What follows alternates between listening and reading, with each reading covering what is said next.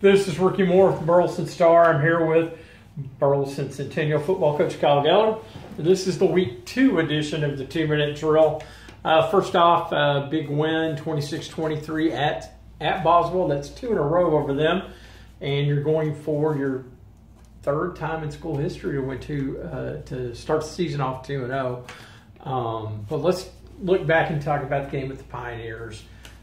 It started off kind of, y'all played a little bit better in the first half. Second half got a little more rugged, but I think it's because probably the flow of the game, both teams kind of got more in the flow of the game. Well, yeah, they did some good things defensively against us. We had to try to make some adjustments. We had too many penalties, and we had a turnover in the second half. That's what stopped us more than in my mind, more than anything.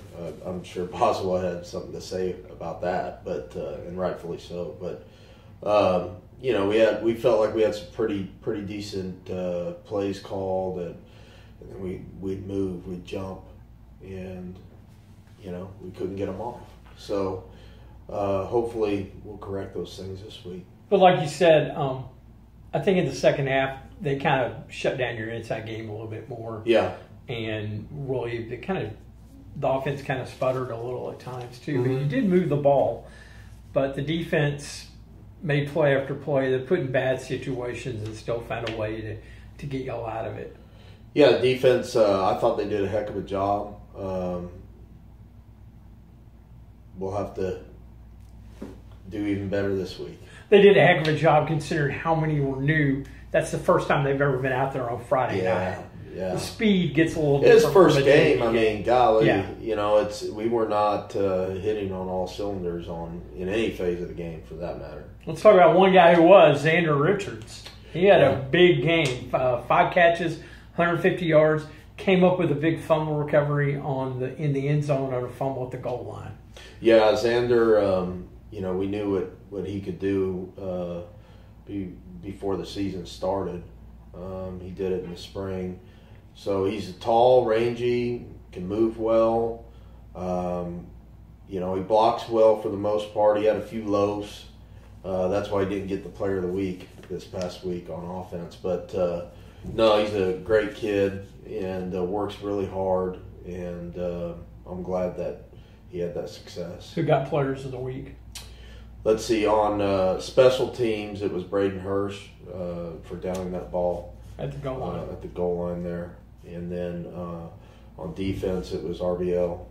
Okay. And then on offense, it was Jacob Collier, our left tackle. Okay. It's always good to give some love to the linemen. Yeah. Let's talk about, you've got 7:30 at home Friday night versus just shot in my head. The Hawks. No, Birdville. The Birdville Hawks. Sorry. Brewers next week. Yeah. Birdville Green Hawks. Quick thoughts on them. Well, they're going to make us look like munchkins. They're a huge team. At least offensively they are. I don't think there's any way we'll play a bigger team than them. And they have some really good skilled kids. Their quarterback has just a beautiful release when he throws the ball. He's smooth. He can throw it, a country mile, and hit you in spots where typically you don't face quarterbacks that can throw it from one hash to the sideline, from a far hash to a sideline, way down the field, and this kid can do it. So, can he throw it over the mountain? Yeah, Okay. he's a good one, and athletic too. He can run. So we have a big challenge on defense, and then offensively, it looks like they're based out of the same front that Boswell runs, which is a 50 front and odd front, and so we'll see. We're just going to do what we do, and we're working right now on getting better at the little things on offense. I know it's not. It's still ways away from district play, but did you look at the scores and see pretty good success in the district overall?